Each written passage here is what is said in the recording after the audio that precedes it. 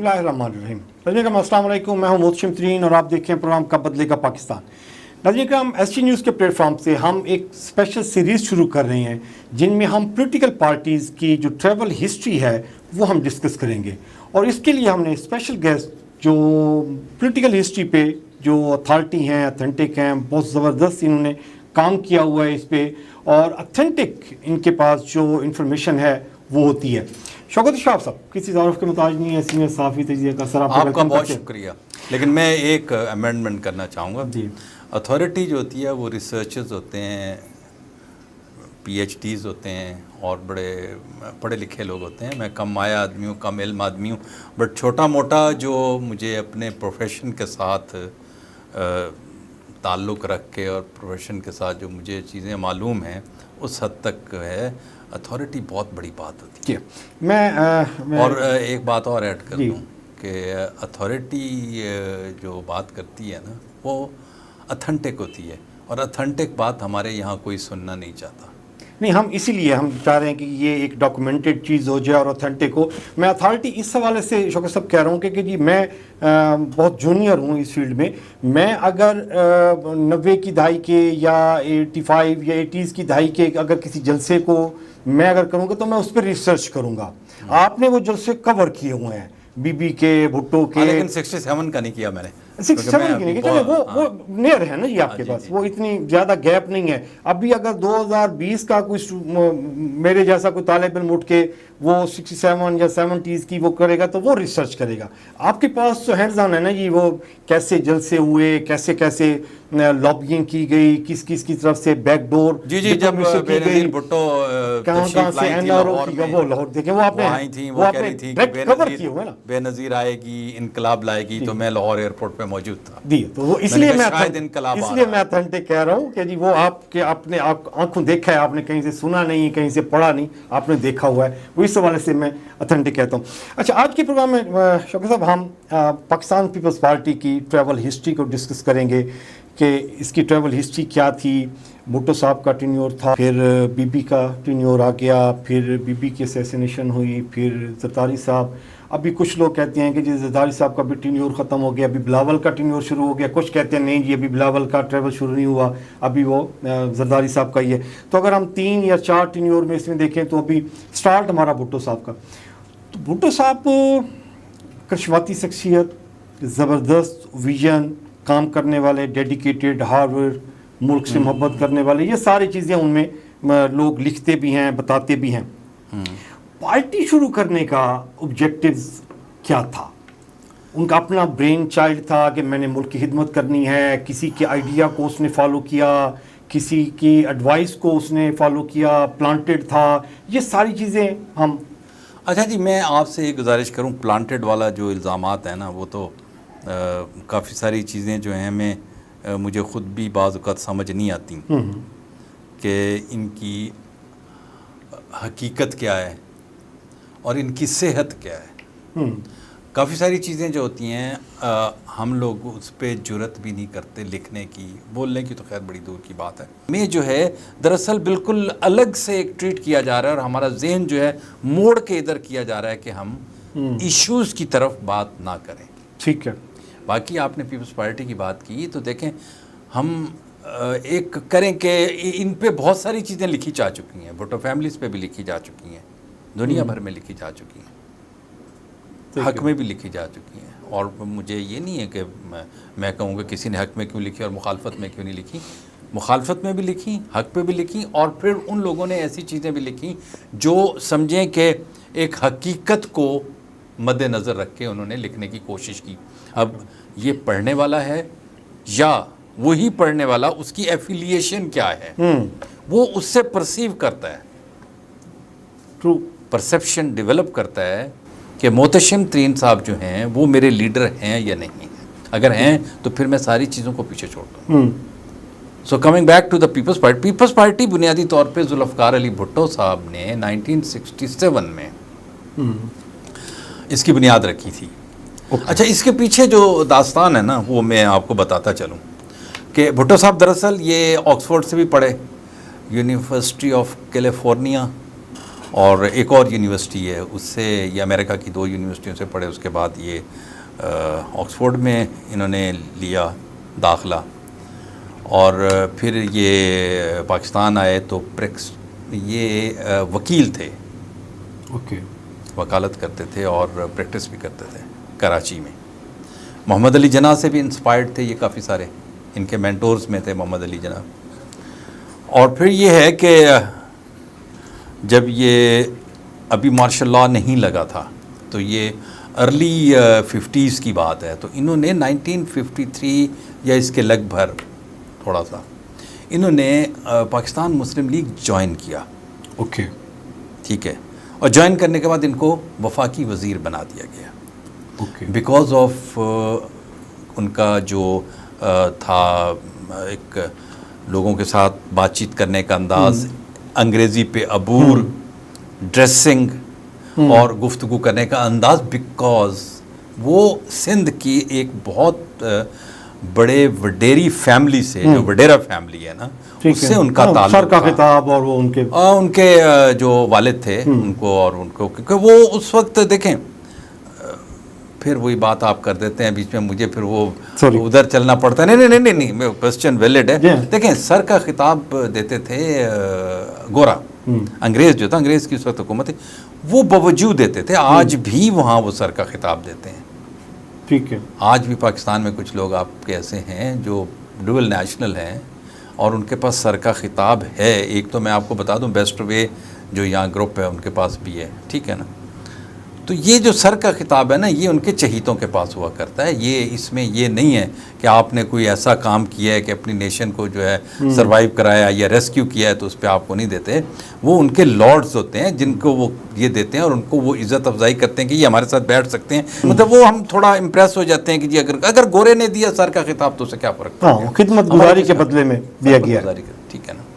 تو بہرحال بھٹو صاحب کے، ان کے جو والد تھے ان کے پاس سر شاہ نواز بھٹو، اور وہ پرائم منسٹر بھی رہے تھے ان کے۔ اور پھر یہ ہے کہ 1963 میں 58 میں مارشل لاء لگا، یہ اس کے ساتھ رہے، ایوب خان کے ساتھ ان کی کابینہ کے وزیر رہے یہ، جب مارشل لاء لگنے کے بعد بھی انہوں نے جوائن کیا۔ پھر یہ شاید مسلم لیگ سے، وہ مسلم لیگ تھی، پھر اس کے بعد یہ انہوں نے کنونشن لیگ بنوا لی تھی، لیکن تھی مسلم لیگ ہی، ٹھیک ہے، مسلم لیگ کا ایک پارٹ، جس طرح یہاں آج کل ہمارے یہاں چل رہا ہے، آپ کے علم میں ہے جیسے چل رہا ہے، ٹھیک ہے نا۔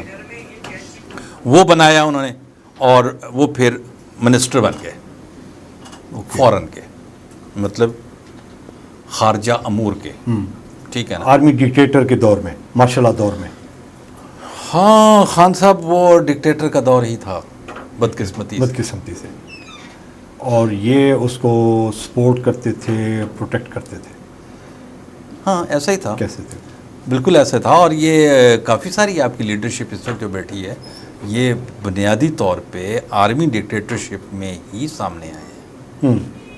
ٹھیک ہو گیا۔ اچھا شوکت صاحب، اس سے آگے چلنے سے میں اس سے پہلے ایک تھوڑا سا آپ اس میں تجزیہ چاہوں گا۔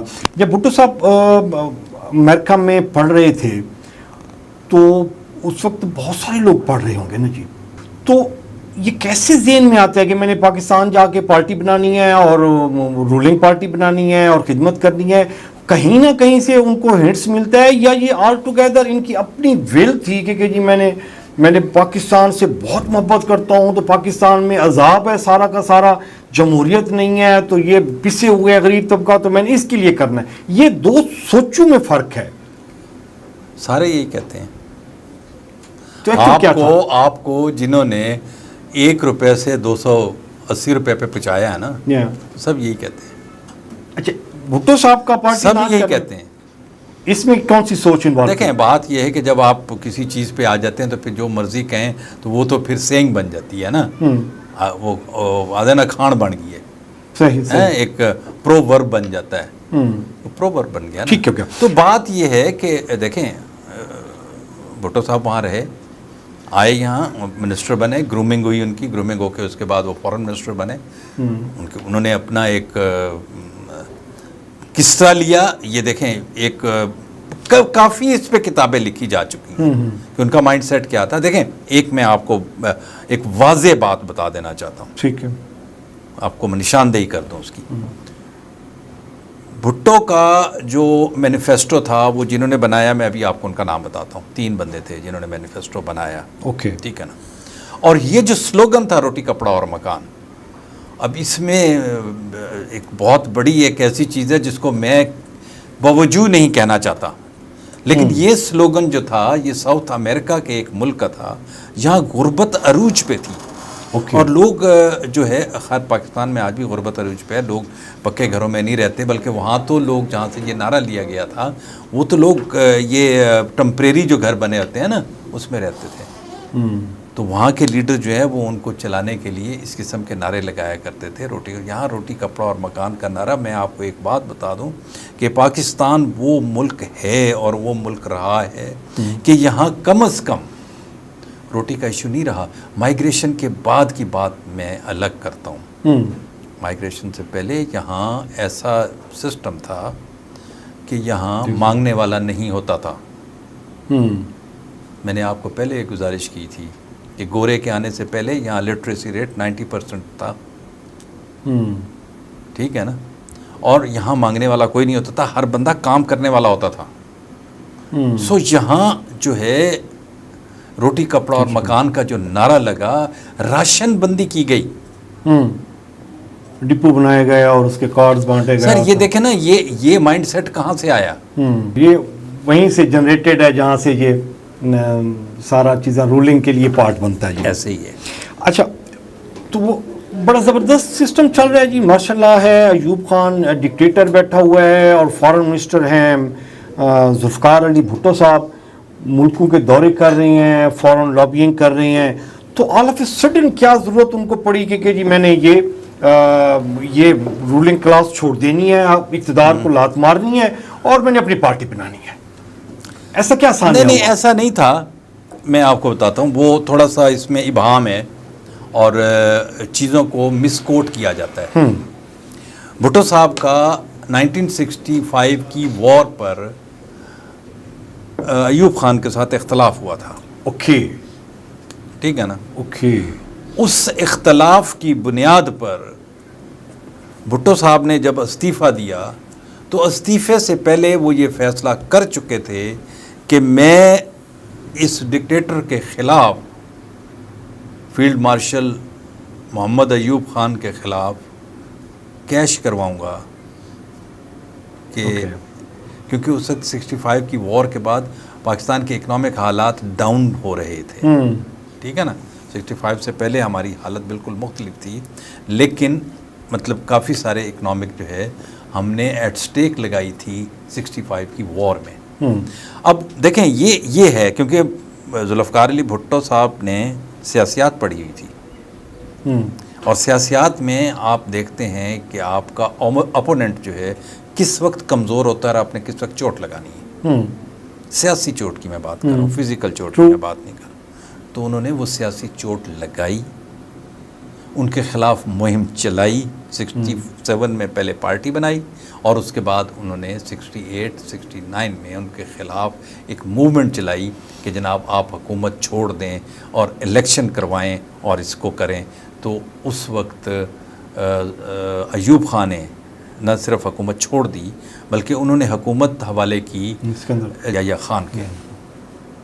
वो उस वक्त चीफ़ ऑफ आर्मी स्टाफ बने और मार्शल लॉ एडमिनिस्ट्रेटर बने, 2 साल हुए, लेकिन उन्होंने इलेक्शन करवा दिए। अब वो इलेक्शन, उसमें बड़ी कंट्रोवर्सी है बहुत सारी।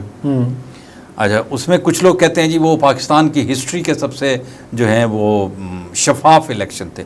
मैं नहीं समझता कि हिस्ट्री के शफाफ इलेक्शन जो हैं वो एक डिक्टेटर के दौर में हों, ये पॉसिबिलिटी नहीं है, जहन नहीं मानता, ठीक है ना। तो उस वक्त ये हो सकता है कि एक आप किसी के साथ थोड़ा कंफर्टेबिलिटी जो है वो कर लें और कहें कि ठीक है जी हुकूमत आपको मिलेगी, तो आप हमारा क्या करेंगे, जो आज चल रहा है।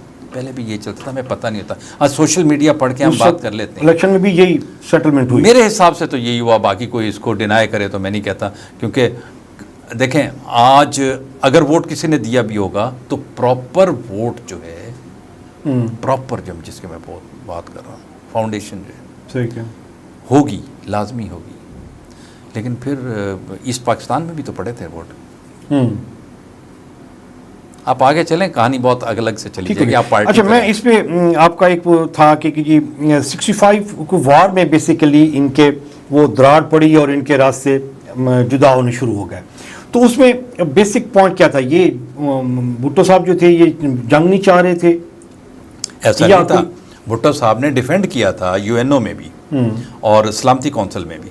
یہ پاکستان کے انوائے میں تھے یہ، بلکہ he was headed by the government of Pakistan. ٹھیک ہے نا، اسٹیٹ آف پاکستان کو یہ ہیڈ کر رہے تھے، اور انہوں نے کافی سارے چیزیں وہاں جو ہیں وہ انہوں نے کی اور بڑے بابلانگ دخل کی اور ان کو کہا، اور کافی سارے جو معاہدے تھے اس کے اوپر انہوں نے ڈینائل بھی کیا کہ بھئی یہ جو ہیں یہ پاکستان کے حق میں نہیں ہے، ایسا نہیں ہونا چاہیے. یہ بھی ہے، یہ ان کے کریڈٹ میں ہے یہ بات، ایسا نہیں ہے. اوکے. اچھا، اس کے بعد انہوں نے اقتدار مل گیا یحییٰ خان کو اور الیکشن ہو گئے. اس کے بعد پھر پرابلم بھٹو کی جو پارٹی تھی نا وہ انہوں نے بنائی بیسیکلی سوشل ڈیموکریٹک، یعنی کہ سوشلزم بیسڈ جو ان کا تھا مینیفیسٹو تھا. مطلب ان کے ساتھ شیخ رشید تھے، مراج محمد خان تھے، ممتاز بھٹو تھے، عبدالحفیظ پیرزادہ تھے. اس کے بعد اگر ادھر آئیں تو پنجاب میں ان کے ساتھ کافی سارے لوگ، شیخ رشید کی تو میں نے نام لیا، یہ مصطفیٰ کھر، مطلب اس قسم کے لوگ جو ہیں یہ کافی سارے ان کے ساتھ تھے جنہوں نے ان کا ساتھ دیا اور وہ انہوں نے پارٹی بنائی. یہاں سے ملتان سے وہ تھے ان کے وہ جو میاں عبداللہ رائی تھے ان کے ساتھی تھے، اور بھی کافی سارے جو ہیں وہ لوگ ان کے ساتھ ملے، اور جو بنیادی طور پہ لیفٹ کو جو ہے نا ریپریزنٹ کرتے تھے، اور سمجھا یہ جاتا تھا کہ مسلم لیگ جو ہے وہ بنیادی طور پہ رائٹ کی جماعت ہے، تو یہ لیفٹ کی پہلی جماعت باقاعدہ جو ہے اس نظریے کے تحت بنی، اور اس کا مینیفیسٹو بھی بنا جس میں یہ چیزیں آگے آئیں گی. میں آپ کو بتاؤں گا کہ تمام چیزیں انہوں نے اس میں مینیفیسٹو میں لکھا تھا، اور یہ جو لوگ شامل تھے انہوں نے یہ بنایا، جس وقت ان کا منشور بنایا اس میں یہ لکھا کہ ہر چیز نیشنلائز ہوگی.